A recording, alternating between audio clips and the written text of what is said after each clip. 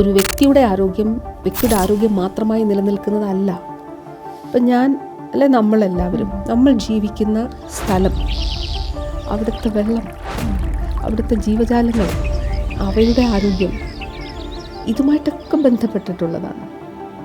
അപ്പോൾ വ്യക്തിയുടെ ആരോഗ്യം പ്രകൃതിയുമായിട്ടും, പ്രകൃതി എന്ന് പറയുമ്പോൾ ജീവജാലങ്ങളുമായിട്ടും ചുറ്റുപാടുമായിട്ടും ബന്ധപ്പെട്ടിട്ടുള്ളതാണ്. ഈ ആശയത്തിൻ്റെ പേരാണ് ഏകാരോഗ്യം, വൺ ഹെൽത്ത്.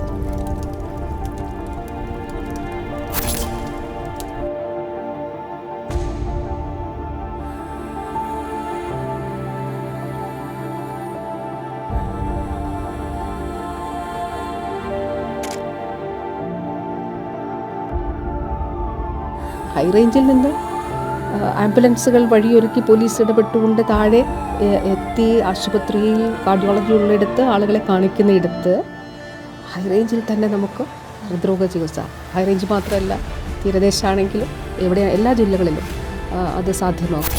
സ്വകാര്യ മെഡിക്കൽ കോളേജുകളിൽ മക്കളെ പഠിപ്പിക്കാൻ കഴിയാത്തവരുണ്ട് ഈ നാട്ടിൽ. അവർക്ക് പഠിക്കണം മെറിറ്റ് അടിസ്ഥാനത്തിൽ.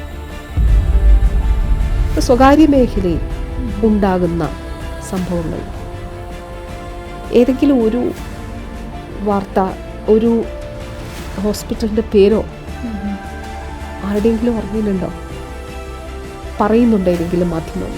ഇത്രയേറെ ആക്രമണം നടക്കുമ്പോൾ, പ്രത്യേകിച്ച് സ്ത്രീകൾ, ഞാൻ ഈ പരിപാടികളിൽ ചെല്ലുമ്പോൾ എനിക്കറിയില്ല, എനിക്ക് പേരറിയില്ല, ഞാൻ കണ്ടിട്ടില്ല, ആദ്യമായിട്ട് കാണുന്ന സ്ത്രീകൾ ചേർത്ത് പിടിക്കും. അക്ഷരാർത്ഥത്തിൽ ചേർത്ത് പിടിച്ചിട്ട് പറയും, ഞങ്ങൾ കൂടെ ഉണ്ട് കേട്ടോ എന്ന് പറയും. ലോകത്താകമാനം പേരുകേട്ട ഒന്നാണ് കേരള മോഡൽ പൊതുജനാരോഗ്യം. കോവിഡ് മഹാമാരി സമയത്തും നിപ്പ സമയത്തുമെല്ലാം ആ മോഡലിന്റെ കരുത്ത് നാം കണ്ടറിഞ്ഞതുമാണ്. കഴിഞ്ഞ 4.5 വർഷത്തിൽ കേരളത്തിലെ ആരോഗ്യമേഖലയെ മികച്ച നിലയിൽ മുന്നോട്ട് നയിച്ചുകൊണ്ടിരിക്കുന്ന വ്യക്തിത്വമാണ് ബഹുമാനപ്പെട്ട ആരോഗ്യമന്ത്രി ശ്രീമതി വീണ ജോർജ്. എന്താണ് കേരളത്തിന്റെ പൊതുജനാരോഗ്യത്തിന്റെ മുന്നോട്ടുള്ള വഴികൾ? അതിനു മുന്നിലെ വെല്ലുവിളികൾ എന്തൊക്കെയാണ്? Welcome ma'am. Thank U.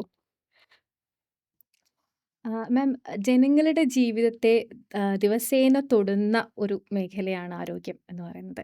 അപ്പോൾ ഒരു കഴിഞ്ഞ 10 വർഷ കാലയളവിൽ കേരളത്തിലെ ആരോഗ്യ മേഖലയ്ക്ക് ഉണ്ടായ മുന്നേറ്റം നമ്മൾ കണ്ടതാണ്. ഒരു 5 വർഷത്തിനപ്പുറത്തുള്ള വികസനത്തെ പറ്റി വിഷൻ 2031 നമ്മളിപ്പോൾ മുന്നോട്ട് വയ്ക്കുന്നു. ഈ ഒരു സാഹചര്യത്തിൽ കേരളത്തിൻ്റെ ആരോഗ്യ മേഖലയിൽ ഉള്ള സാധ്യതകളും അല്ലെങ്കിൽ അതുപോലെ വെല്ലുവിളികളും എന്തൊക്കെയാണ്? വിഷൻ 2031 കേരളം എങ്ങനെയായിരിക്കണം, എന്തായിരിക്കണം കേരളത്തിൻ്റെ ആരോഗ്യരംഗം, അടുത്ത 5 വർഷം നമ്മൾ ഫോക്കസ് ചെയ്യേണ്ടത് ഏതൊക്കെ മേഖലകളിലാണ്? വിഷൻ 2031 സെമിനാർ വളരെ വളരെ വളരെ മികച്ചൊരു അനുഭവമായിരുന്നു. കേരളത്തിൻ്റെ വിവിധ ഭാഗങ്ങളിൽ നിന്ന്, കേരളത്തിൽ നിന്ന് പുറത്തുനിന്നൊക്കെയുള്ള നമ്മുടെ ഹെൽത്ത് എക്സ്പേർട്സ് വന്നു, മലയാളികളായിട്ടുള്ളവർ അവരുടെ ആശയങ്ങൾ പങ്കുവച്ചു. ഗവൺമെൻറ്റിൻ്റെ ഭാഗത്തു നിന്ന് ഗവൺമെൻറ് പ്രസൻറ്റ് ചെയ്യാനുള്ളത് അത് പറഞ്ഞു. നമുക്കറിയാം കേരളത്തിൻ്റെ ആരോഗ്യ സംവിധാനം അത് നവോത്ഥാന കാലഘട്ടത്തിൽ തുടങ്ങി, പിന്നീട് പുരോഗമന പ്രസ്ഥാനങ്ങളുടെ പ്രവർത്തനങ്ങൾ, കേരള സംസ്ഥാനം രൂപീകൃതമായതിന് ശേഷം ആദ്യ സർക്കാരിൻ്റെ കാലം മുതൽ നമ്മുടെ നിയമസഭ പാസാക്കിയ വളരെ വളരെ സുപ്രധാനങ്ങളായിട്ടുള്ള നിയമങ്ങൾ, അപ്പോൾ അതിലൂടെയൊക്കെ നാം ആർജിച്ച സാമൂഹിക മുന്നേറ്റത്തിൻ്റെ ഫലമായിട്ട് രൂപപ്പെട്ട ബോധ്യങ്ങളുടെ അടിസ്ഥാനത്തിലാണ് നമ്മുടെ പൊതുജനാരോഗ്യ കാഴ്ചപ്പാടുകൾ രൂപപ്പെട്ടതും പൊതുജനാരോഗ്യ പ്രവർത്തനങ്ങൾ നമ്മൾ നടത്തിയിട്ടുള്ളത്. ഇപ്പോൾ ഉദാഹരണം പറഞ്ഞാൽ എല്ലാവർക്കും വിദ്യാഭ്യാസം, സാർവത്രിക വിദ്യാഭ്യാസ നിയമം, അതുപോലെ ഭൂമിക്ക് മേൽ മനുഷ്യന് അവകാശം, അപ്പോൾ ഭൂപരിഷ്കരണ നിയമമൊക്കെ ഉൾപ്പെടെ അങ്ങനെയുള്ള നിയമങ്ങളിലൂടെ നമ്മുടെ സമൂഹത്തിലുണ്ടായ മാറ്റങ്ങൾ, വിദ്യാഭ്യാസം, എല്ലാവർക്കും വിദ്യാഭ്യാസം, അങ്ങനെയുള്ളൊരു ഇവോൾവ് ചെയ്തൊരു സംവിധാനമാണ് കേരളത്തിൻ്റേത്. അപ്പോൾ തീർച്ചയായിട്ടും ഇപ്പോൾ നമ്മൾ സംസാരിക്കുമ്പോൾ കേരളത്തിൻ്റെ ഇപ്പം പൊതുജനാരോഗ്യ സൂചികകൾ രാജ്യത്തെ ഏറ്റവും മികച്ചതാണ്, രാജ്യാന്തര തലത്തിലും ശ്രദ്ധിക്കപ്പെടുന്നതാണ് കേരളത്തിൻ്റെ ആരോഗ്യ സൂചകങ്ങൾ. അപ്പോൾ എന്തൊക്കെയാണ് ഇനി കേരളത്തിൻ്റെ വെല്ലുവിളികൾ ആരോഗ്യ മേഖലയുമായി ബന്ധപ്പെട്ട് എന്ന് ചോദിച്ചാൽ, വളരെ ബ്രോഡായി നമുക്ക് രണ്ടായിട്ട് അതിനെ കാണാം. ഒന്ന്, കേരള സമൂഹത്തിൻ്റെ ആരോഗ്യ സംരക്ഷണത്തിൽ നാം നേരിടുന്ന വെല്ലുവിളികൾ. ഉം. അത് തീർച്ചയായിട്ടും ജീവിതശൈലി രോഗങ്ങൾ ഉൾപ്പെടെയുള്ളവ, അങ്ങനെയുള്ള ആരോഗ്യ സംരക്ഷണവുമായിട്ട് ബന്ധപ്പെട്ടിട്ടുള്ളതാണ്. അതിൻ്റെ താഴെ ഒട്ടേറെ ഘടകങ്ങൾ നമുക്ക് എഴുതാം. ഒന്ന് ഞാൻ പറഞ്ഞ ജീവിതശൈലി രോഗങ്ങളുടെ നിയന്ത്രണം അതെ. പറയാം. 2, കേരളം ഒരു വലിയ നഗരം പോലെയാണ്. തിരുവനന്തപുരം മുതൽ കാസർഗോഡ് വരെ നമുക്കൊരു അർബൻ റൂറൽ ഡിവൈഡ് ഇല്ല. അത് കോവിഡ് കാലത്ത് നമ്മൾ കണ്ടതാണ്. അപ്പോൾ ഒരു പകർച്ചവ്യാധിയെ സംബന്ധിച്ചിടത്തോളം വളരെ പെട്ടെന്ന് തന്നെ ആളുകളിലേക്ക് പകരാനിടയുള്ള ഒരു സമൂഹമാണ്. അപ്പോൾ ഈ കാലഘട്ടത്തിൽ സൂണോട്ടിക് ഡിസീസസ്, ജന്തുജന്യ രോഗങ്ങൾ ധാരാളമായിട്ടുണ്ടാകാനുള്ള സാധ്യത ഉള്ള ഒരു കാലഘട്ടമാണ് എന്ന് ലോകത്ത് ആരോഗ്യ വിദഗ്ധർ പറയുന്നുണ്ട്. അപ്പോൾ അങ്ങനെയുള്ളൊരു സാഹചര്യത്തിൽ നമ്മുടെ ആദ്യം പറഞ്ഞതിനോട് ചേർത്ത് മോബിഡിറ്റീസ് കുറയ്ക്കുക, ആരോഗ്യം ഉറപ്പാക്കുക. നമ്മുടെ ഒരു അച്ചീവ്മെൻ്റ് കൂടിയാണ്. എന്താണ്, നമുക്ക് ആയുർദൈർഘ്യം കൂടുതലാണല്ലോ. അതെ. ഇപ്പോൾ സീനിയർ സിറ്റിസൺസ് 5-ൽ ഒരാളെ എടുത്താൽ ഒരാൾ മുതിർന്ന പൗരനാണ്, സീനിയർ സിറ്റിസൺ ആണ്. അപ്പോൾ അങ്ങനെ എല്ലാവരെയും ഉൾക്കൊണ്ടുള്ള ഒരു ആരോഗ്യ സംരക്ഷണം ഉറപ്പാക്കുക എന്നുള്ളത് വളരെ പ്രധാനപ്പെട്ട കാര്യം. രണ്ടാമത്തെ വളരെ ബ്രോഡറായിട്ടുള്ള, അതിൻ്റെ കീഴിലും ഒരുപാട് ഘടകങ്ങൾ ഉണ്ട്. അത് ഔട്ട് ഓഫ് പോക്കറ്റ് എക്സ്പെൻഡിച്ചർ കുറയ്ക്കുക എന്നുള്ളത് തന്നെയാണ്. പരസ്പര ബന്ധിതമാണ് ഇത് രണ്ടും. എന്നിരുന്നാലും ഈ ഔട്ട് ഓഫ് പോക്കറ്റ് എക്സ്പെൻഡിച്ചർ, ഇപ്പോൾ ഉദാഹരണം പറഞ്ഞാൽ, ഇപ്പോൾ നമ്മൾ 2 നാഷണൽ സ്റ്റാറ്റിസ്റ്റിക്കൽ സർവേ ഓഫീസിൻ്റെ സർവേസ് ഉണ്ട്. അതാണ് നമ്മൾ രാജ്യത്ത് ആധികാരികമായിട്ട് കാണുന്നത്. അതിൽ 75ാമത് സർവേയും 79ാമത് സർവേയും കൂടെ നമ്മളൊന്ന് താരതമ്യം ചെയ്യുമ്പോൾ ഈ 10 വർഷത്തെ കാര്യം ചോദിച്ചില്ലേ, അതായത് 10 വർഷം മുൻപ് 2016-ലാണ് ഇടതുപക്ഷ ജനാധിപത്യ മുന്നണി സർക്കാർ അധികാരത്തിൽ വരുമ്പോൾ നമ്മൾ ആരോഗ്യ മേഖലയ്ക്ക് വേണ്ടി ആർദ്രം എന്നൊരു മിഷൻ രൂപീകരിച്ചത്. ആർദ്ര മിഷനിലൂടെ വാസ്തവത്തിൽ കേരളത്തിലെ ആരോഗ്യ മേഖലയിൽ വലിയ മാറ്റങ്ങളുണ്ടായി. അടിസ്ഥാന സൗകര്യത്തിൽ വലിയ മാറ്റങ്ങൾ ഉണ്ടായിട്ടുണ്ട്. ചികിത്സകൾ വികേന്ദ്രീകരിക്കപ്പെട്ടു. അപ്പോൾ ഉദാഹരണം പറഞ്ഞാൽ, ഒരു ഘട്ടത്തിൽ മെഡിക്കൽ കോളേജുകളിൽ മാത്രം ലഭ്യമായിരുന്ന കാർഡിയോളജി, സൂപ്പർ സ്പെഷ്യാലിറ്റി ചികിത്സകൾ ജില്ലാതലത്തിൽ നമുക്കിന്ന് ലഭ്യമാകും. ഇപ്പോൾ ഏറ്റവും ഒടുവിൽ ഇടുക്കിയിലായിരുന്നു ഇനി നമുക്ക് കാത്ത് ലാബ് ഇല്ലാതിരുന്നത്. അവിടെ നമുക്ക് കാത്ത് ലാബ് സ്ഥാപിക്കുന്നതിന് വേണ്ടിയിട്ട് ഉള്ള പ്രവർത്തനങ്ങൾ തുടങ്ങി. അടിമാലിയിലാണ് ആദ്യം, ഇടുക്കി മെഡിക്കൽ കോളേജിലും ഉണ്ട്. അപ്പോൾ അതിന് വേണ്ടിയിട്ടുള്ള എല്ലാ നടപടികളും നമ്മൾ 2-3 മാസത്തിനുള്ളിൽ അതും സാധ്യം. അപ്പോൾ 14 ജില്ലകളിലും കാത്ത് ലാബുള്ള ജില്ലയായിട്ട് മാറും. അപ്പോൾ വികേന്ദ്രീകരിക്കപ്പെടുകയാണ്. ഹൈ റേഞ്ചിൽ നിന്ന് ആംബുലൻസുകൾ വഴിയൊരുക്കി പോലീസ് ഇടപെട്ടുകൊണ്ട് താഴെ എത്തി ആശുപത്രിയിൽ കാർഡിയോളജി ഉള്ളിടത്ത് ആളുകളെ കാണിക്കുന്നിടത്ത് ഹൈ റേഞ്ചിൽ തന്നെ നമുക്ക് ഹൃദ്രോഗ ചികിത്സ, ഹൈ റേഞ്ച് മാത്രമല്ല തീരദേശമാണെങ്കിലും എല്ലാ ജില്ലകളിലും അത് സാധ്യമാക്കുക. ഞാൻ പറഞ്ഞത് ചികിത്സകൾ വികേന്ദ്രീകരിക്കപ്പെട്ടു. സൗകര്യങ്ങൾ, ഇപ്പോൾ നമ്മുടെ പ്രൈമറി ഹെൽത്ത് കെയർ സംവിധാനം, അത് വലിയ രീതിയിൽ വലിയ മാറ്റങ്ങൾ ഉണ്ടായിട്ടുണ്ട്. അതുപോലെ മെഡിക്കൽ കോളേജുകളിലും. അപ്പോൾ തീർച്ചയായിട്ടും ഇതിൻ്റെയൊക്കെ ഫലമായി എന്താണ് സംഭവിച്ചതെന്ന് വെച്ചാൽ, 75ാമത്തെ സർവേയിൽ നമ്മളൊരു കണക്ക് നോക്കുമ്പോൾ റൂറൽ മേഖലയിലും അർബൻ മേഖലയിലും നഗരത്തിലും ഗ്രാമത്തിലും എത്ര ഒരു കുടുംബത്തിന് ചിലവാകുമായിരുന്നു ഒരു വർഷം എന്ന് നോക്കിയാൽ, റൂറൽ മേഖലയിൽ 17,000 ചില്ലുവാനും അർബൻ നഗരമേഖലയിൽ 23,000 ചില്ലുവാനും രൂപ. എന്നാൽ 79ാമത് സർവേ പ്രസിദ്ധീകരിച്ചത് 2024-ലാണ്. 79ാമത്തെ സർവേ. ആ സർവേയിൽ പറയുന്നു, റൂറൽ മേഖലയിൽ നേരത്തെ ഉള്ള 17,000 എന്നുള്ളത് 10,000-ആയി കുറഞ്ഞു. നഗരമേഖലയിൽ 23,000 എന്നുള്ളത് 13,000-ആയി കുറഞ്ഞു. അപ്പോൾ ഔട്ട് ഓഫ് പോക്കറ്റ് എക്സ്പെൻഡിച്ചറിൽ കുറവുണ്ടായിട്ടുണ്ട്. എന്നിരുന്നാലും നമുക്ക് ഇനിയും കുറയ്ക്കണമെന്നുള്ളത്. കാരണം ഇന്ത്യയിൽ ഏറ്റവും കൂടുതൽ ഔട്ട് ഓഫ് പോക്കറ്റ് എക്സ്പെൻഡിച്ചർ ഉള്ളത് കേരളത്തിലാണ്. അതിനൊരു കാരണം നമ്മുടെ ഹെൽത്ത് സീക്കിംഗ് ബിഹേവിയർ വളരെ കൂടുതലാണ് എന്നുള്ളത്. അപ്പോൾ തീർച്ചയായിട്ടും ഔട്ട് ഓഫ് പോക്കറ്റ് എക്സ്പെൻഡിച്ചർ കുറയ്ക്കുക എന്നുള്ളത്, ഞാൻ ഈ പറഞ്ഞ 2 കാര്യങ്ങളുമായിട്ട് ബന്ധപ്പെട്ട് ഒരുപാട് കാര്യങ്ങൾ അതിൻ്റെ ഭാഗമായിട്ട് പറയാനുണ്ട്. തീർച്ചയായിട്ടും ഇത് കൂടുതലായിട്ട് ഫോക്കസ് ചെയ്തുകൊണ്ടുള്ള പ്രവർത്തനങ്ങളാണ് നമുക്ക് നടത്തിക്കൊണ്ടിരിക്കുന്നത്.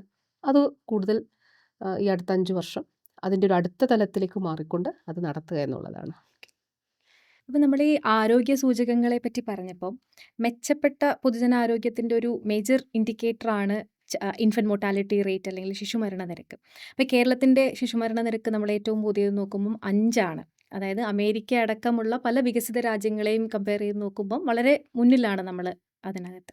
അപ്പം ഇത്തരത്തിലുള്ള ഇടപെടൽ, അതായത് ഒരു 20ൽ നിന്ന് 10ലേക്ക് എത്തിക്കുന്നതിനേക്കാളും ബുദ്ധിമുട്ടാണ് ഒരു 7ൽ ഇരിക്കുന്ന ഒരു റേറ്റിനെ നമ്മൾ 5ലേക്ക് എത്തിക്കുക എന്ന് പറയുന്നത്. അപ്പം അതിന് മന്ത്രി എന്ന നിലയിൽ നടത്തിയിട്ടുള്ള ഒരു പ്രത്യേക ഇടപെടൽ എന്താണ്?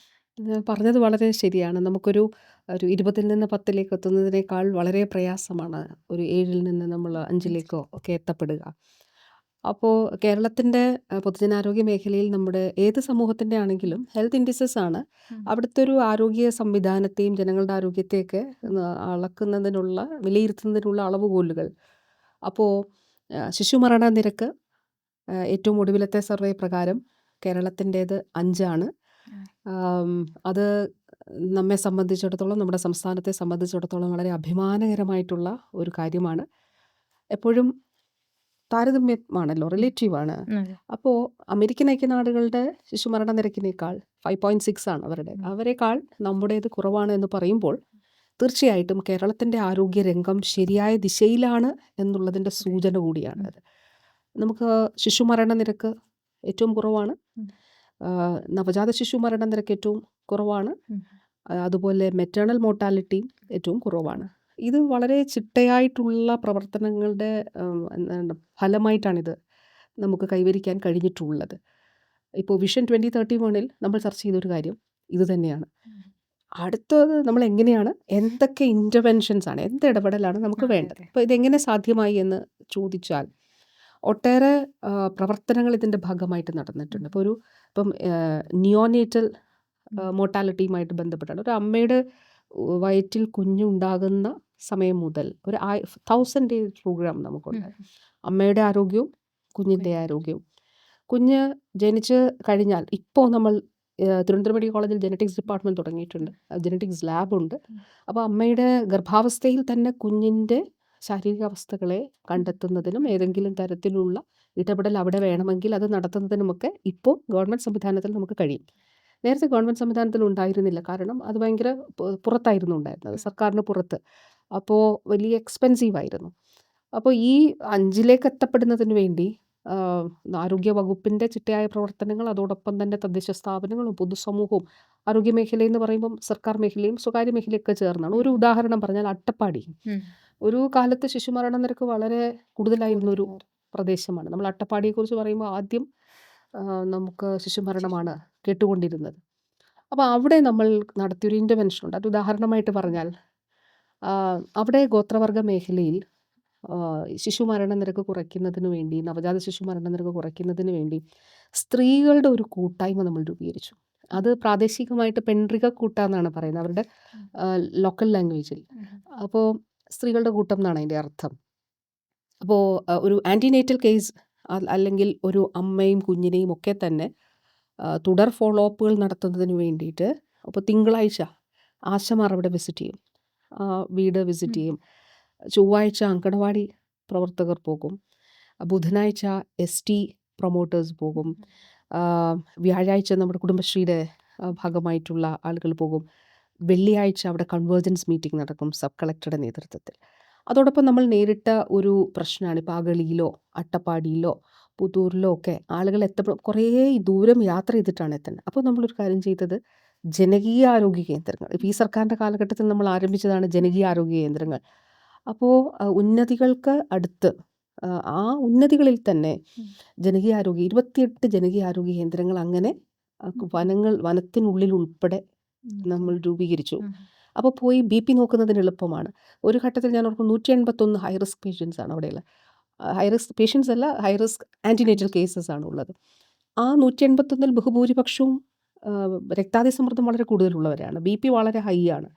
അപ്പോൾ ഇത് കണ്ടിന്യൂസ് തുടർച്ചയായിട്ടുള്ള നിരീക്ഷണം ജനകീയ ആരോഗ്യ കേന്ദ്രങ്ങൾ സ്ഥാപിച്ചതിലൂടെ സാധ്യമായി. അവിടെ നമുക്ക് ആരോഗ്യ പ്രവർത്തകരുണ്ട്, MLSP ഉണ്ട്, JPH, JHI, പിന്നെ ആശമാരെ സംബന്ധിച്ചിടത്തോളം ആ പ്രദേശങ്ങളിൽ നിന്ന് തന്നെ, കാരണം പുറത്തുനിന്ന് ഒരാൾ പോയി അവിടെ ആശാപ്രവർത്തനം നടത്തുന്നതിനേക്കാൾ ആ ഉന്നതിയിലുള്ള ഒരു വ്യക്തി തന്നെ ആശയായിട്ട് ട്രെയിൻ ചെയ്ത് എടുത്താൽ ഭാഷ ആശയവിനിമയം വളരെ എളുപ്പമാണ്, കമ്മ്യൂണിക്കേഷൻ വളരെ എളുപ്പമാണ്. അതോടൊപ്പം തന്നെ ആ സ്വീകാര്യതയും കൂടുതലായിരിക്കും. പുറത്തുനിന്ന് ഒരാൾ അവിടെ ചെല്ലുന്നതിനേക്കാൾ അവിടെ ഉള്ള ഒരാൾക്ക് കിട്ടുന്ന ആക്സെപ്റ്റൻസ് വലുതായിരിക്കും. അപ്പോൾ അതുകൊണ്ട് ആംലെറ്റ് ആശമാരെ എടുത്തു. അപ്പോൾ അങ്ങനെ കുറച്ച് ഇൻ്റർവെൻഷൻസിൻ്റെ അപ്പം ഞങ്ങളെല്ലാം അതിൻ്റെ ഭാഗമായിട്ട് അവിടെ പോയി പങ്കെടുത്തിരുന്നു. അങ്കണവാടികളിൽ പോയി അവരുടെ കൂടെ ഇരുന്നു, സംസാരിച്ചു, ആശയവിനിമയം നടത്തി. അപ്പോൾ അങ്ങനെ ഒരു തുടർച്ചയായ ഇടപെടലിൻ്റെ ഫലമായിട്ടാണ് ഒരു ഘട്ടത്തിൽ 28 വരെയായിരുന്നു അവിടുത്തെ ശിശുമരണ നിരക്ക്. അത് ഇപ്പോൾ 6.3ലേക്ക് 6.3ലേക്ക് കുറച്ചു കൊണ്ടുവരാൻ ഇതിനെയും കുറയ്ക്കാനായിട്ട് നമുക്ക് സാധിക്കും. ഇപ്പോൾ അതുപോലെ തന്നെ ശിശുമരണ നിരക്കുമായി ബന്ധപ്പെട്ട ഒന്നാണ് നമ്മളുടെ ഹൃദ്യം പദ്ധതി. അപ്പോൾ ജന്മനാ ഉള്ള ഹൃദയ സംബന്ധമായിട്ടുള്ള അസുഖങ്ങൾ അത് ശസ്ത്രക്രിയയിലൂടെയോ അല്ലെ ഇൻ്റർവെൻഷൻസിലൂടെ അത് ഹൃദയത്തിലൂടെ നമുക്ക് പരിഹരിക്കാൻ സൗജന്യ പദ്ധതിയാണല്ലോ. കുഞ്ഞുങ്ങളെ മരണത്തിൽ നിന്ന് രക്ഷിക്കാൻ ജീവിതത്തിലേക്ക് തിരിച്ചു കൊണ്ടുവരാൻ നമുക്ക് കഴിഞ്ഞു. ഇപ്പോൾ നമ്മൾ കൊണ്ടുവന്ന ഒരു പദ്ധതിയാണ് ബഹുമാനപ്പെട്ട CM 2 വർഷം മുൻപ് ഉദ്ഘാടനം ചെയ്തതാണ് കെയർ. അതായത് അപൂർവ രോഗങ്ങളുള്ള കുഞ്ഞുങ്ങൾക്ക് വേണ്ടിയിട്ടുള്ള ചികിത്സാ പദ്ധതിയാണ്. ഒരു വയൽ മരുന്നിന് 1.5 ലക്ഷം 1.25 ലക്ഷം ഒക്കെയാണ്. അപ്പോൾ കുഞ്ഞുങ്ങൾക്ക് അവരുടെ ഒരു അപൂർവ രോഗാവസ്ഥയെ മറികടക്കുന്നതിന് വേണ്ടിയിട്ടുള്ള സൗജന്യ ചികിത്സാ പദ്ധതി നമുക്ക് ആരംഭിക്കാനായിട്ട് കഴിഞ്ഞു. അങ്ങനെ വിവിധ ഇൻ്റർവെൻഷൻസിലൂടെ പിന്നെ നമുക്ക് ഈ കേരളം ഏറ്റവും മികച്ച നിലയിൽ നടത്തുന്ന ഒന്നാണ് ഏർലി ഇൻ്റർവെൻഷൻ. ആദ്യം ജനിക്കുമ്പോൾ തന്നെ ഇത്ര മണിക്കൂറിനകം, ആദ്യത്തെ ഇത്ര ദിവസത്തിനകം കുഞ്ഞുമായി ബന്ധപ്പെട്ട ശാരീരികാവസ്ഥകളെ പരിശോധിക്കുകയും ഏതെങ്കിലും തരത്തിലുള്ള പ്രശ്നങ്ങളുണ്ടെങ്കിൽ അവിടെ ഇൻ്റർവീൻ ചെയ്യുക എന്നുള്ളത്. അപ്പോൾ ഈ ഞാൻ പറഞ്ഞ 1000 ദിവസം പരിപാടി അങ്കണവാടിയുമായിട്ട് ബന്ധപ്പെട്ട് കൂടിയുള്ളതാണ്. 2 വയസ്സ് വരെ കുഞ്ഞ് തുടർച്ചയായി ഫോളോ അപ്പിലായിരിക്കും, ആശയുടെയും അങ്കണവാടിയുടെയും ഒക്കെ തന്നെ. പിന്നീട് അങ്ങനെ ഓരോ വളർച്ചയുടെ ഓരോ ഘട്ടത്തിലും ഒരു സിസ്റ്റമാണ് അത് ബിൽഡ് ചെയ്ത് തീർച്ചയായിട്ടും ഇന്റർവെൻഷനിൽ. തീർച്ചയായിട്ടും അതെ. ഈ കഴിഞ്ഞ ദിവസങ്ങളിൽ ശ്രദ്ധിച്ചൊരു പത്രവാർത്തയാണ്. അതായത് IP രജിസ്ട്രേഷനുകൾ കുറയുന്നു. അത് പോസ്റ്റ് കോവിഡ് നമുക്ക് OPയിൽ വലിയ വർധനവ് കാണിക്കുമ്പോഴും IP കുറവാണ് എന്നുള്ളത്. അത് മാം ശ്രദ്ധയിൽപ്പെട്ടിട്ടുണ്ടോ? അല്ലെങ്കിൽ യഥാർത്ഥത്തിൽ കേരളത്തിൽ സർക്കാർ ആശുപത്രികളിൽ IP കുറയുന്നുണ്ടോ? എന്താണ് അതിനെ പറ്റിയിട്ടുള്ളൊരു യഥാർത്ഥത്തിൽ കേരളത്തിൽ സർക്കാർ ആശുപത്രികളെ ആശ്രയിക്കുന്നവരുടെ എണ്ണത്തിൽ ഗണ്യമായിട്ടുള്ള വർധനവ് ഉണ്ടായിട്ടുണ്ട്. അപ്പോൾ അത് നമുക്ക് നമ്മുടെ കയ്യിലുള്ള ഈ പറഞ്ഞ കണക്ക് ഞാൻ മനസ്സിലാക്കുന്നത് DHSുമായിട്ട് ബന്ധപ്പെട്ട ആരോഗ്യ വകുപ്പിൽ DMEയും DHSും ഉണ്ട്. DHS എന്ന് പറയുമ്പോൾ താലൂക്ക്, ജില്ലാ, ജനറൽ ആശുപത്രികൾ, സർക്കാർ ആശുപത്രികളെ ആശ്രയിക്കുന്ന DHSന് കീഴിലുള്ളതും DMEക്ക് കീഴിലുള്ളതും മെഡിക്കൽ കോളേജുകൾ ഉൾപ്പെടെയുള്ളവയിൽ ആശ്രയിക്കുന്നവരുടെ എണ്ണത്തിൽ ഗണ്യമായ വർധനവ് ഉണ്ടായിട്ടുണ്ട്. ഇപ്പോൾ 2016 മുൻപ് 8 കോടി എന്ന് പറയുമ്പോൾ മൾട്ടിപ്പിൾ എൻട്രിയാണ്. അപ്പോൾ ഞാൻ തന്നെ ഒരു പ്രാവശ്യം പോവും, പിന്നെ ഒരു പ്രാവശ്യം പോകും, അങ്ങനെ മൾട്ടിപ്പിൾ എൻട്രിയാണ് OPയിൽ വരുന്നത്, ഞാൻ പോകുന്ന എണ്ണം അനുസരിച്ച്, അല്ലെ ഓരോ വ്യക്തിയും പോകുന്ന എണ്ണം അനുസരിച്ച്. അപ്പോൾ അങ്ങനെ 8 കോടി ആയിരുന്നെങ്കിൽ ഇന്ന് അത് 12 കോടിയിലധികമാണ്. അപ്പോൾ വലിയ വ്യത്യാസം അതിൽ ഉണ്ടായിട്ടുണ്ട്. അതോടൊപ്പം തന്നെ ഞാൻ പറഞ്ഞ നമ്മുടെ ചികിത്സാ സംവിധാനങ്ങൾ, ഇപ്പോൾ ജില്ലാ ആശുപത്രികളിൽ കാത്ത് ലാബുകൾ ഉണ്ടായി. എല്ലാ ജില്ലാ ആശുപത്രികളിലും ഇനി ശേഷിക്കുന്നത് കാത്ത് ലാബ് ഇല്ലാത്ത ജില്ല ഇടുക്കി മാത്രമേ ഉള്ളൂ. സ്ട്രോക്ക് ചികിത്സകൾ, പക്ഷാഘാതത്തിന് വേണ്ടിയിട്ടുള്ള ചികിത്സ ഉൾപ്പെടെ ജില്ലാ ആശുപത്രികളിൽ നമ്മൾ ആരംഭിക്കുന്ന ഒരു സാഹചര്യം ഉണ്ടായി. അപ്പോൾ നമ്മൾ ഈ ഘട്ടത്തിൽ വാസ്തവത്തിൽ ഒരു മെഡിക്കൽ കോളേജുകൾ മാത്രം നമ്മൾ എടുത്തു നോക്കിയാൽ 16,000 പുതിയ ബെഡുകൾ ഈ ഘട്ടത്തിൽ നമുക്ക് പുതുതായിട്ട് ക്രമീകരിക്കാൻ സാധിച്ചിട്ടുണ്ട്. ഇനിയും പൂർത്തീകരിച്ചിട്ടുള്ള ബിൽഡിങ്ങുകളൊന്നും ഈ കൂട്ടത്തിൽ പെടുത്തിയിട്ടില്ല. ഇപ്പോൾ ഉദാഹരണം പറഞ്ഞാൽ എല്ലാ മെഡിക്കൽ കോളേജുകളിലും ഇപ്പോൾ ഉടനെ തന്നെ ഉദ്ഘാടനം ചെയ്യാനായിട്ട് തയ്യാറായിട്ടുള്ള കെട്ടിടങ്ങളുണ്ട്. അവയിലെ ബെഡ് ഒന്നും നമ്മളിതിൽ കണക്കാക്കിയിട്ടില്ല. അതല്ലാതെ തന്നെ ഒരു 16,000-ഓളം ബെഡുകൾ ഈ ഘട്ടത്തിൽ ആഡ് ചെയ്യാനായിട്ട് കഴിഞ്ഞിട്ടുണ്ട് പുതുതായിട്ട്. അപ്പോൾ ഈ പ്രൈമറി ലെവൽ, അതായത് ആരോഗ്യ മേഖലയിലെ കുടുംബാരോഗ്യ കേന്ദ്രം, ഇപ്പോൾ ആർദ്ര മിഷൻ്റെ ഭാഗമായി പഞ്ചായത്ത് തലത്തിലുള്ള ആരോഗ്യ കേന്ദ്രങ്ങളെ നമ്മൾ കുടുംബാരോഗ്യ കേന്ദ്രങ്ങളാക്കി ഉയർത്തി. ബോർഡ് മാറ്റിവെക്കുക അല്ല ചെയ്തത്. കുടുംബാരോഗ്യ കേന്ദ്രങ്ങൾ എന്ന് പറയുമ്പോൾ കുടുംബങ്ങളിൽ ആശ്രയിക്കുന്ന ആരോഗ്യ കേന്ദ്രങ്ങൾ എന്നുള്ളതാണ്. ഇപ്പോൾ ഏറ്റവും ഒടുവിൽ കഴിഞ്ഞ ആഴ്ച നമ്മൾ ലാബ് നെറ്റ്വർക്കും കൂടി സ്ഥാപിച്ചു. ഇപ്പോൾ എൻ്റെ വീടിന് തൊട്ടടുത്തൊരു ആരോഗ്യ കേന്ദ്രമുണ്ട്. ഡോക്ടർ പറയുന്നു ഇന്ന പരിശോധനകൾ നടത്തണം. ഞാൻ ഇവിടെ നിന്ന് ഒരു പ്രൈവറ്റ് ലാബിലോ അല്ല ഉയർന്ന ആശുപത്രിയിലുള്ളൊരു ലാബിലോ പോകണ്ട. എൻ്റെ തൊട്ടടുത്തുള്ള ആരോഗ്യ കേന്ദ്രത്തിലെ ലാബിൽ പോയി സാമ്പിൾ എടുത്താൽ അവിടെ പരിശോധിക്കാൻ കഴിയുന്ന പരിശോധനകൾ അവിടെ നടത്തുകയും അവിടെ ഇല്ലാത്ത സൗകര്യങ്ങൾ ആണെങ്കിൽ അവിടെ നിന്ന് ഉയർന്ന ലാബിലേക്ക്, സർക്കാർ ലാബിലേക്ക് പോയിട്ട് പരിശോധിച്ചിട്ട് റിസൾട്ട് എൻ്റെ ഫോണിൽ വരും. ഓക്കെ. അപ്പോൾ അങ്ങനെ കേരളത്തിലെ 2300 ലാബുകളെ നമ്മൾ ആ നിലയിൽ ബന്ധിപ്പിച്ചു. നിർണയം ഞാൻ പറഞ്ഞത് ചികിത്സാ ലാബ് പരിശോധനാ സംവിധാനങ്ങൾ, ഡോക്ടർ, മറ്റ് എല്ലാ കാര്യങ്ങളും കുടുംബാരോഗ്യ കേന്ദ്രങ്ങളുമായിട്ട് ബന്ധപ്പെട്ട് നമ്മൾ ക്രമീകരിച്ചു. 885 പ്രാഥമിക ആരോഗ്യ കേന്ദ്രങ്ങളാണ് കേരളത്തിൽ ഉള്ളത്. അതിൽ 740-ലധികം നമ്മൾ കുടുംബാരോഗ്യ കേന്ദ്രങ്ങളാക്കി ഉയർത്തി. ഈ കാലഘട്ടത്തിൽ ജനകീയാരോഗ്യ കേന്ദ്രങ്ങളും തുടങ്ങിയിട്ടുണ്ട്. 5417 ജനകീയാരോഗ്യ കേന്ദ്രങ്ങളും. അതിന് മുകളിലാണ് താലൂക്ക് ഹോസ്പിറ്റൽ, ജില്ലാ, general, taluk headquarters hospital, medical college. അപ്പോൾ നമ്മൾ കാണുന്നത് മെഡിക്കൽ കോളേജുകളിലേക്ക് വലിയ രീതിയിലുള്ള ഒരു തിരക്ക് ഉണ്ടാകുന്നുണ്ട്. ഇപ്പോൾ ഉദാഹരണം പറഞ്ഞാൽ തിരുവനന്തപുരം മെഡിക്കൽ കോളേജിൽ 100 ICU 104 ബെഡുള്ള ICU നമ്മൾ ഇപ്പോൾ സജ്ജാക്കി. ഇപ്പോൾ എന്ന് വെച്ചാൽ 2-3 വർഷത്തിന് മുൻപ് സജ്ജമാക്കി. അപ്പോൾ എന്തുകൊണ്ടാണ് ധാരാളമായിട്ട് പുറത്തുനിന്ന് കോളുകൾ വരികയാണ്. ICU ബെഡ് വേണം, വെന്റിലേറ്റർ വേണം. പ്രൈവറ്റ് ഹോസ്പിറ്റലിൽ തന്നെ അവിടെ നിന്ന് ഒരു ഘട്ടം കഴിയുമ്പോൾ അവിടെ അഫോർഡ് ചെയ്യാൻ കഴിയുന്നില്ല, അതുകൊണ്ട് ഇവിടെ വെന്റിലേറ്ററും ICU ബെഡും വേണം എന്ന് പറഞ്ഞ് വിളിക്കുന്നു. അപ്പോൾ നമ്മൾ 104 ബെഡ് കൂടി അധികം ഒരുക്കി. ഇപ്പോഴും ഞാൻ കഴിഞ്ഞ ദിവസം അവിടെ ചെന്നപ്പം എൻ്റെ അടുത്ത് സൂപ്രണ്ട് പറഞ്ഞു 11 പേർ അപ്പോൾ വെയിറ്റിംഗാണ് ICU ബെഡിനും വെന്റിലേറ്ററിനും വേണ്ടിയിട്ട്. അപ്പോൾ നമ്മൾ എത്ര സൗകര്യം ഒരുക്കുന്നോ അതിനേക്കാൾ അധികം ആളുകൾ എത്തിക്കൊണ്ടിരിക്കുകയാണ്. അപ്പോൾ ഈ ജില്ലാ ജനറൽ ഹോസ്പിറ്റൽസിൽ നിന്നോ മെഡിക്കൽ കോളേജുകളിലേക്കുള്ള റെഫറൻസ് കൂടുന്നുണ്ട്. അപ്പോൾ അതുകൊണ്ട് നമ്മളിപ്പോൾ ആരോഗ്യവകുപ്പ് അതിലൊരു ഇടപെടൽ കഴിഞ്ഞ 2 വർഷമായിട്ട് നമ്മൾ നടത്തിയ ഒരു സമിതി കോൺസ്റ്റിറ്റ്യൂട്ട് ചെയ്തു. അതിൽ പഠനം നടത്തി അതിൻ്റെ അടിസ്ഥാനത്തിൽ ഒരു റെഫറൽ പ്രോട്ടോക്കോൾ കൂടി രൂപീകരിച്ചു. അപ്പോൾ നമ്മുടെ സർക്കാർ സംവിധാനത്തിൽ എത്തുന്ന ആളുകളുടെ എണ്ണത്തിൽ ഗണ്യമായിട്ടുള്ള വർധനമാണ് ഉണ്ടായിട്ടുള്ളത്. അത് ഈ ഔട്ട് ഓഫ് പോക്കറ്റ് എക്സ്പെൻഡിച്ചറിൽ നമുക്ക് കാണാം. അതായത് നാഷണൽ സർവേയുടെ അടിസ്ഥാനത്തിൽ 79ാമത് സർവേയും 75ാമത് സർവേയും തമ്മിലുള്ള വ്യത്യാസം. ഇപ്പോൾ റൂറൽ മേഖലയിൽ 17,000 10,000 കുറഞ്ഞു, 23,000 അർബൻ മേഖലയിൽ 13,000 കുറഞ്ഞു. അതിനിയും കുറയ്ക്കണം എന്നാണ് നമ്മൾ കാണുന്നത്. കാരണം ഇപ്പോഴും നമ്മുടേതാണ് ഏറ്റവും ഉയർന്ന ഔട്ട് ഓഫ് പോക്കറ്റ് എക്സ്പെൻഡിച്ചർ.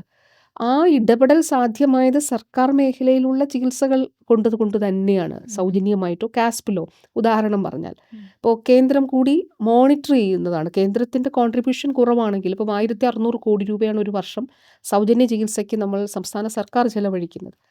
അതിൽ കേന്ദ്രത്തിൻ്റെ കോൺട്രിബ്യൂഷൻ 150 കോടിക്ക് താഴെയാണ്. എന്ന് വെച്ചാൽ ഒരു 8% താഴെയാണ് കേന്ദ്രത്തിൻ്റെ കോൺട്രിബ്യൂഷൻ. നമ്മൾ 1,600 കോടി രൂപയാണ് ഒരു വർഷം സൗജന്യ ചികിത്സയ്ക്ക് ചെലവഴിക്കുന്നത്. നമ്പർ ഓഫ് ക്ലെയിംസ് ഇതും കൂടെ നോക്കുമ്പോൾ 2.5 ലക്ഷമാണ്. ഇപ്പോൾ SHA രൂപീകരിച്ചത് 2019 കഴിഞ്ഞ സർക്കാരിൻ്റെ കാലഘട്ടത്തിലാണ്. അതിനു മുൻപ് ഒരു കുടുംബത്തിന് 30,000 രൂപയാണ് ഉണ്ടായിരുന്നത്. അന്ന് നമ്പർ ഓഫ് ഫാമിലീസ് നമ്മൾ നോക്കുവാണെങ്കിൽ ഒരു 30,000 40,000. ഇന്ന് SHA രൂപീകരിച്ചു, എല്ലാ സ്കീമുകളും ഒന്നിച്ചാക്കി. ഇപ്പം 42.5 ലക്ഷം കുടുംബങ്ങൾ ഇൻഷുറൻസ് പരിരക്ഷ തേടുന്നുണ്ട്. ഒരു വർഷം 30,000-ൻ്റെ സ്ഥാനത്ത് 5 ലക്ഷം രൂപ. നമ്പർ ഓഫ് ക്ലെയിംസ് സർക്കാർ ആശുപത്രികളിലെ, അത് IPയിലൂടെയാണ് നമുക്ക് ഈ കാസ്പിൽ കിട്ടുക. സർക്കാർ ആശുപത്രികളിൽ ഗണ്യമായിട്ട് ഉയർന്നിട്ടുണ്ട്. അപ്പോൾ 2.5 ലക്ഷമായിരുന്നു 2021. SHA രൂപീകരിക്കുന്ന 2019, പിന്നീട് ഒരു കോവിഡിൻ്റെ ഘട്ടം. 2021 ഒരു കണക്ക് നമ്മൾ എടുക്കും. 21 2.5 ലക്ഷമായിരുന്നെങ്കിൽ ഇന്നത് 6.5 ലക്ഷമാണ്. അപ്പോൾ 6.5 ലക്ഷമാണ് എന്നുള്ളത്. അപ്പം ഇതിൽ ഏറ്റവും കൂടുതൽ സർക്കാർ ഹോസ്പിറ്റൽസാണ്. അപ്പോൾ തീർച്ചയായിട്ടും കേരളത്തിൽ നമ്മുടെ സർക്കാർ സംവിധാനങ്ങളെ ആശ്രയിക്കുന്നവരുടെ എണ്ണത്തിൽ ഗണ്യമായിട്ടുള്ള വർധനവ് തന്നെ ഉണ്ടായിട്ടുണ്ട്. ചില ഗ്യാപ്പുകൾ കണ്ടയിടത്താണ് നമ്മൾ റെഫറൽ പ്രോട്ടോക്കോൾ നിശ്ചയിച്ചത്. ഇതനുസരിച്ച് മാത്രമേ റെഫർ ചെയ്യാൻ പാടുള്ളൂ. അല്ലെങ്കിൽ ഒരിടത്തേക്ക് മുഴുവൻ രോഗികളും എത്തപ്പെടുകയും നമുക്ക് മറ്റിടങ്ങളിൽ അങ്ങനെ അല്ലാതെ ഇരിക്കുകയും ചെയ്യുന്നൊരു സാഹചര്യം ഉണ്ടാക്കാൻ പാടില്ല. മാം, സമീപകാലത്ത് കേരളത്തിൽ 4 പുതിയ മെഡിക്കൽ കോളേജുകൾ അനൗൺസ് ചെയ്തു. കാസർഗോഡ്, ഇടുക്കി, വയനാട്, പത്തനംതിട്ട. ഓക്കെ. അപ്പം ഇതേ സമയത്ത് തന്നെ നമ്മളൊരു വശത്ത് നമ്മൾ ചിന്തിക്കുമ്പോൾ പൊതുജനാരോഗ്യ സംവിധാനത്തെ മേഖലയെ ഇത് മെച്ചപ്പെടുത്തുമെന്ന് കരുതുന്നു. അതേ സമയത്ത് തന്നെ ഇതല്ല സൂപ്പർ സ്പെഷ്യാലിറ്റി ഹോസ്പിറ്റലുകളാണ് വേണ്ടത് എന്നുള്ള തരത്തിലുള്ള അഭിപ്രായങ്ങളും ഉയർന്നു വന്നിട്ടുണ്ട്. അതിനോടുള്ള പ്രതികരണം എന്താ? കേരളത്തിൽ ഈ കാലഘട്ടത്തിൽ 4 പുതിയ മെഡിക്കൽ കോളേജുകൾ സാധ്യമായി. കാസർഗോഡും വയനാടും ഇടുക്കിയും പത്തനംതിട്ടയും 4 മെഡിക്കൽ കോളേജുകൾ തുടങ്ങാൻ കഴിഞ്ഞു. നമുക്കറിയാം 2015 ഇടുക്കിയിൽ ഒരു മെഡിക്കൽ കോളേജ് തുടങ്ങിയിരുന്നു. ആ മെഡിക്കൽ കോളേജ് തുടങ്ങിയതിന് തൊട്ട് പിന്നാലെ NMC അംഗീകാരം പിൻവലിച്ചു. കാരണം അവിടെ സൗകര്യം ഉണ്ടായിരുന്നില്ല.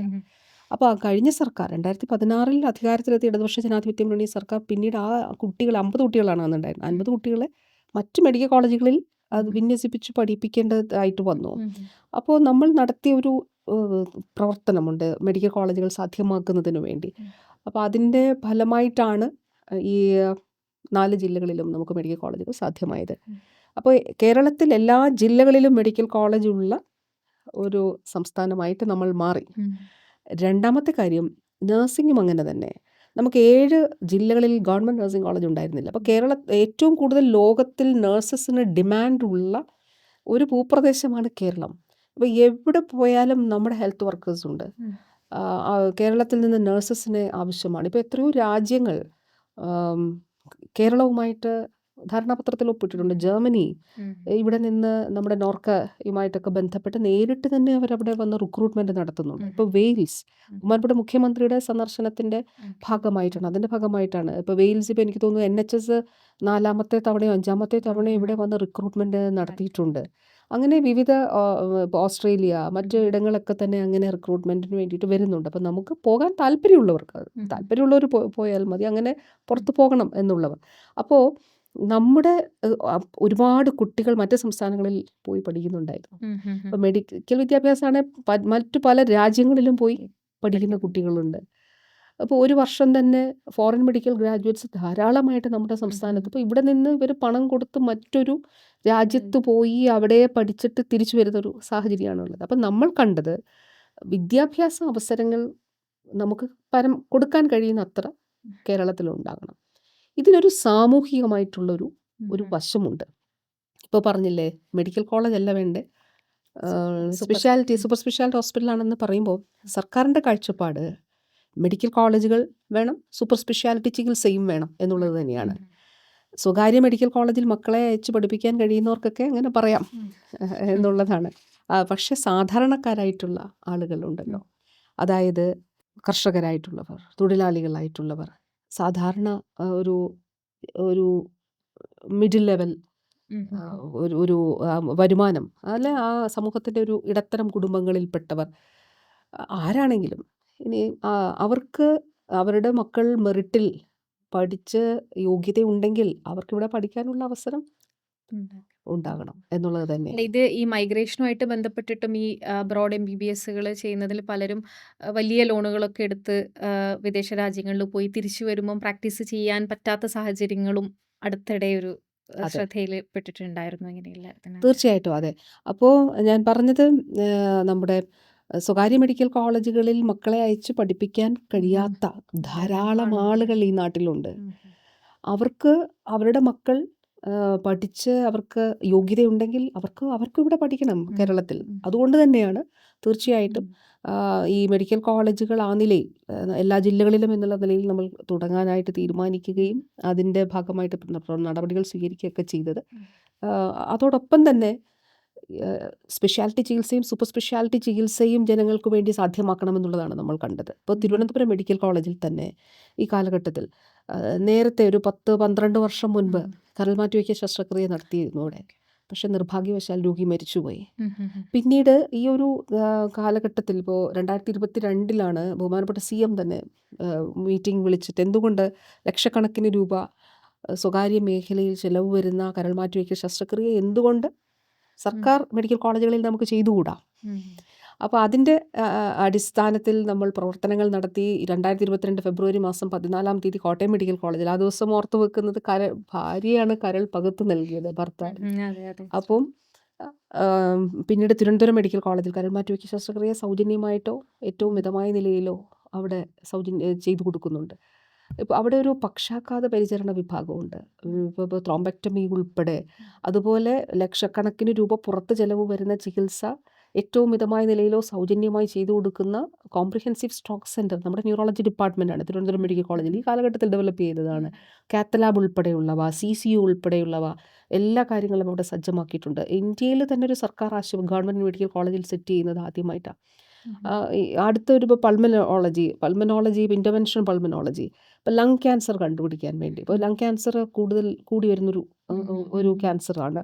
അപ്പോൾ ലങ് ക്യാൻസറിൻ്റെ ആദ്യ ഘട്ടത്തിൽ തന്നെ കണ്ടുപിടിച്ചാൽ, അതിന് സാധ്യതയുണ്ടെന്ന് കണ്ടുപിടിച്ചാൽ നമുക്കൊരു അടുത്തൊരു 9-10 വർഷത്തേക്ക് കൂടി ലൈഫ് കിട്ടും തീർച്ചയായിട്ടും. അല്ലെങ്കിൽ ഒരു 10-15 വർഷം വീണ്ടും നമുക്ക് ജീവിക്കാനായിട്ട് സാധിക്കും. പക്ഷേ ആദ്യം തന്നെ നമ്മളത് കണ്ടുപിടിക്കുക എന്നുള്ളതാണ്. അപ്പം ഇൻ്റർവെൻഷണൽ പൾമനോളജി തിരുവനന്തപുരം മെഡിക്കൽ കോളേജിൽ നമ്മൾ ആരംഭിച്ചു. അവിടെ നമ്മൾ ഇ ബസ് എന്ന് പറഞ്ഞൊരു സമയം, ഞാൻ ഉദാഹരണങ്ങൾ പറയാം. ഇ ബസ് അപ്പോൾ അവിടെ ഒരു കിരൺ ഡോക്ടറുണ്ട്. ഡോക്ടർ വന്നിട്ട് പറയും, ഇത് നമുക്ക് ഈ സാധ്യതയുണ്ട്, നമുക്ക് ഇത് അനുവദിക്കുകയാണെങ്കിൽ, പ്ലാൻ ഫണ്ടിലൂടെ അനുവദിക്കുകയാണെങ്കിൽ ഇത് ഇവിടെ സ്ഥാപിക്കാനായിട്ട് കഴിയും. അപ്പോൾ തീർച്ചയായിട്ടും അത് ചർച്ച ചെയ്തു. ആ ഒരു നിർദ്ദേശം സ്വീകരിക്കുകയും ഗവൺമെൻറ് ചർച്ച ചെയ്യുകയും ചെയ്തു. ഇ ബസ് സംവിധാനം അവിടെ ഏർപ്പെടുത്തി. ഈ ബസ്സും ഈ ഡയഗ്നോസിസിൽ വളരെ പ്രധാനമാണ്. അപ്പോൾ പുറത്ത് സർക്കാർ മെഡിക്കൽ കോളേജിന് പുറത്ത് ഒരു ആശുപത്രി ഈടാക്കുന്നത് 50,000 രൂപയാണ്, മറ്റൊരു ആശുപത്രി 70,000 രൂപ ഈടാക്കുന്നു. ഇത് കൂടാതെ നീഡിലിൻ്റേതുണ്ട് 16,000 രൂപ. അപ്പോൾ 50,000 രൂപ ഈടാക്കുന്ന ആൾക്ക് 16,000 രൂപ കൂടി ആവുമ്പോൾ 66,000 രൂപ. 70,000 ഈടാക്കുന്ന ആശുപത്രിയിൽ 16,000 രൂപ കൂടി ഈടാക്കി, അല്ലെങ്കിൽ അവിടെ 25,000 ആണെന്ന് പറയുന്നു. അങ്ങനെയാണെങ്കിൽ ഏതാണ്ട് 90,000-നും അത്രയും ചിലവാകുന്നിടത്ത് ഇവിടെ എത്രയാണെന്നറിയുമോ ആവുന്നത്? കാസ്പിലുള്ളവർക്ക് സൗജന്യമായി കൊടുക്കും. കാസ്പ് ആരോഗ്യ പരിരക്ഷ ഇല്ലാത്തവർക്ക് 2,000 രൂപ. അപ്പോൾ ഈ വ്യത്യാസമാണ് ഉള്ളത്. സ്പെഷ്യാലിറ്റി ചികിത്സ ഈ ഘട്ടത്തിൽ ഡെവലപ്പ് ചെയ്ത ഇതാണ് ഞാൻ പറഞ്ഞത്. അങ്ങനെ ഓരോ ഡിപ്പാർട്ട്മെൻറ്റുമായിട്ട് ബന്ധപ്പെട്ട് എടുത്ത് നോക്കിയാലും ഇത്തരത്തിൽ വലിയ മാറ്റങ്ങൾ നമ്മുടെ ഗവൺമെൻറ് മെഡിക്കൽ കോളേജ് തിരുവനന്തപുരത്തും അതോടൊപ്പം തന്നെ കോട്ടയത്തും കോഴിക്കോടും ഒക്കെ തന്നെ ഇപ്പോൾ ഞാൻ സംസാരിച്ചുകൊണ്ടിരിക്കുമ്പോൾ ഇവിടേക്ക് വന്നിരുന്ന് കഴിഞ്ഞ് എൻ്റെ ഫോണിൽ മെസ്സേജ് വന്നത് കോഴിക്കോട് മെഡിക്കൽ കോളേജിൽ നിന്നാണ്. അവിടെ ഡോക്ടർ എനിക്ക് അയച്ചിരിക്കുന്ന മെസ്സേജാണ്, കേരളത്തിൽ സർക്കാർ സംവിധാനത്തിൽ ആദ്യമായി സർജറി ഇല്ലാതെ പൾമണറി വാൽവിൽ അതിലൊരു ഇൻ്റർവെൻഷൻ നടത്താനായിട്ട് കഴിഞ്ഞു എന്നുള്ളതാണ്. അപ്പോൾ അത് ഇപ്പോൾ ഡോക്ടറുടെ മെസ്സേജ് വന്നിട്ടാണ്, അത് കണ്ടിട്ടാണ് ഞാൻ ഇവിടേക്ക് ഇരുന്നത്. അപ്പോൾ ഇങ്ങനെ എത്രയോ കാര്യങ്ങൾ, ഇപ്പോൾ ഉദാഹരണം പറഞ്ഞാൽ Malabar cancer centre, CAR-T cell therapy ക്യാൻസറിന് ഏറ്റവും ഫലപ്രദമായിട്ടുള്ള ചികിത്സയാണ്. അതായത് ക്യാൻസർ ഇല്ലാത്ത കോശങ്ങളെ ഉപയോഗിച്ച് ക്യാൻസർ ഉള്ള കോശങ്ങളെ ചികിത്സിക്കുന്നതാണ്. ഇന്ത്യയിൽ അപൂർവമായിട്ട് മാത്രമേ കാർട്ടി സെൽ തെറാപ്പി സർക്കാർ സംവിധാനത്തിലുള്ളൂ. മലബാർ ക്യാൻസർ സെൻറ്റർ എന്ന നമ്മുടെ സർക്കാർ സ്ഥാപനത്തിൽ കാർട്ടി സെൽ തെറാപ്പി ഡെവലപ്പ് ചെയ്തിട്ടുണ്ട്. RCC തിരുവനന്തപുരം അവരൊരു മെഷീൻ ഡെവലപ്പ് ചെയ്തു, സർവീസ് സ്കാൻ എന്നാണ് പേര്. ആ സർവീസ് സ്കാൻ എന്തിനാണെന്ന് വെച്ചാൽ ഗർഭാശയകള ക്യാൻസർ, അതായത് സർവൈക്കൽ ക്യാൻസർ കണ്ടുപിടിക്കാൻ. ഇപ്പം നമ്മൾ അല്ലാതെ കണ്ടുപിടിച്ചാൽ ചിലപ്പോൾ മിസ്സായി പോകുന്ന കോശങ്ങളെ പോലും ഒരു കോശം ക്യാൻസർ ഉണ്ടെങ്കിൽ അത് മിസ്സായി പോകാതെ കണ്ടുപിടിക്കാൻ തക്കവണ്ണം ഹൈലി ഇതായിട്ടുള്ള, ഇപ്പോൾ കേന്ദ്ര ഗവൺമെൻറ് അത് ഏറ്റെടുത്തിട്ടുണ്ട്. അവരത് ഏറ്റെടുത്തിട്ട് പലയിടത്തും നടപ്പിലാക്കാനായിട്ട് പോവുകയാണ്. സീഡാക്കും RCCയും കൂടെ ചേർന്നാണ് നടത്തിയത്. അതിൽ രാജ്യാന്തര തലത്തിൽ അംഗീകരിക്കപ്പെടുകയുണ്ടായി. അപ്പം ഞാൻ പറഞ്ഞത്, അത്തരത്തിൽ സ്പെഷ്യാലിറ്റി, സൂപ്പർ സ്പെഷ്യാലിറ്റി സംവിധാനങ്ങൾ നമ്മുടെ ആശുപത്രികളിൽ ഒരുങ്ങിക്കൊണ്ടേയിരിക്കുന്നുണ്ട്. ഞാൻ നേരത്തെ പറഞ്ഞ 9 വർഷം മുൻപ് നമുക്ക് ചിന്തിക്കാൻ കഴിയായിരുന്നില്ല ഒരു ജില്ലാ ആശുപത്രിയിൽ ഒരു കാത്ത് ലാബ് ഉണ്ടാകും എന്നുള്ളത്. ഇന്ന് അടിമാലി കൂടി ആകുമ്പോൾ, അടിമാലി താലൂക്ക് ആശുപത്രിയാണ്, പക്ഷെ മൂന്നാറിനോട് ചേർന്ന് കിടക്കുന്ന പ്രദേശമാണ്. അവിടെയും കൂടെ കാത്ത് ലാബ് ആകുമ്പോൾ എല്ലായിടത്തും കാത്ത് ലാബുകളാകും. ഇതിൻ്റെ സാമൂഹികമായ വശം കൂടി നമ്മൾ കാണണം. എന്താണത്?